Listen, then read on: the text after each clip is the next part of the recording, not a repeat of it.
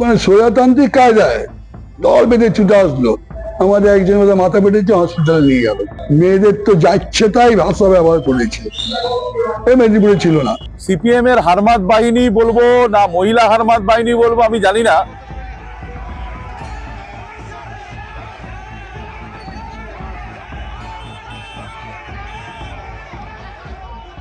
সমবায় ব্যাংকের নির্বাচনের মনোনয়নপত্র তোলাকে ঘিরে ধুন্ধুমার মেদিনীপুরে।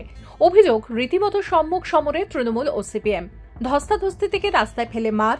মঙ্গলবার সকালে বাদ গেল না কিছুই।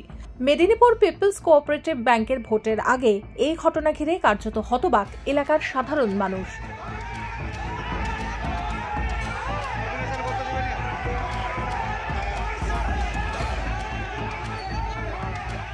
মঙ্গলবার মেদিনীপুর পিপলস কোঅপারেটিভ ব্যাংকের নির্বাচনের মনোনয়ন তোলার দ্বিতীয় দিন ছিল। অভিযোগ, সকাল থেকে লোক জড়ো করা হচ্ছিল তৃণমূলের তরফে চিড়ে কেক বিলি করা হয় বলেও অভিযোগ তোলেন সিপিএম এর লোকজন। এরই মধ্যে সিপিএম সমর্থকরা মনোনয়নপত্র তুলতে গেলে তাদের উপর হামলা হয় বলে অভিযোগ তুলেছে সিপিএম। তৃণমূল কর্মী সমর্থকরা রাস্তা আটকে তাদের উপর চড়াও হয় বলে অভিযোগ তোলেন।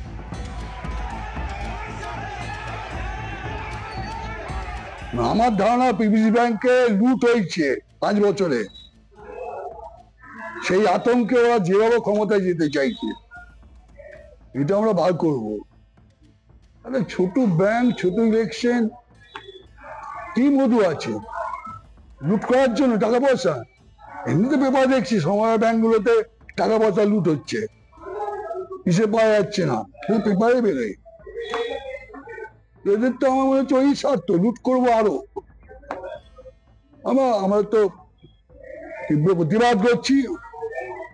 এই অত্যাচারই বলবো, অন্যায় বলবো না। এবারে গত আসনটা ছিল ভোটের দিন, এত ভয়দের, আমি তো বলেছি 50টা আসন পেতাম, ওরা নমিনেশন দিতে দিচ্ছে না।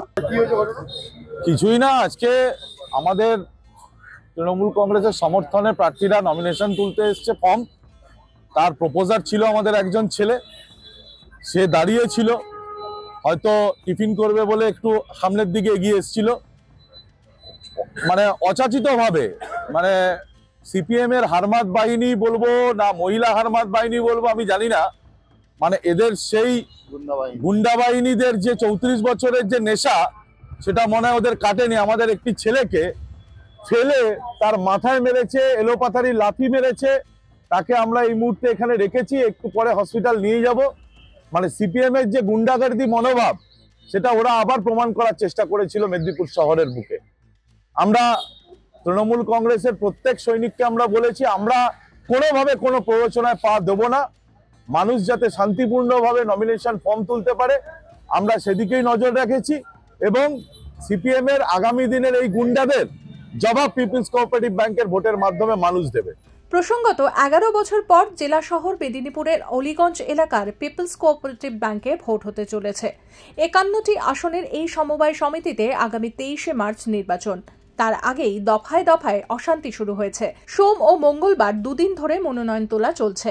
পূর্ব মেদিনীপুরের এগরায় কেন্দ্রীয় বাহিনী মোতায়েন করে সমবায়ের ভোট করাতে হয়েছিল কলকাতা হাইকোর্টের নির্দেশে। পশ্চিমে এবার কি হবে সেদিকে নজর রাজনৈতিক মহলে। এই সময় অনলাইন ডাউনলোড করুন এই সময় অ্যাপ iOS ও অ্যান্ড্রয়েডের জন্য।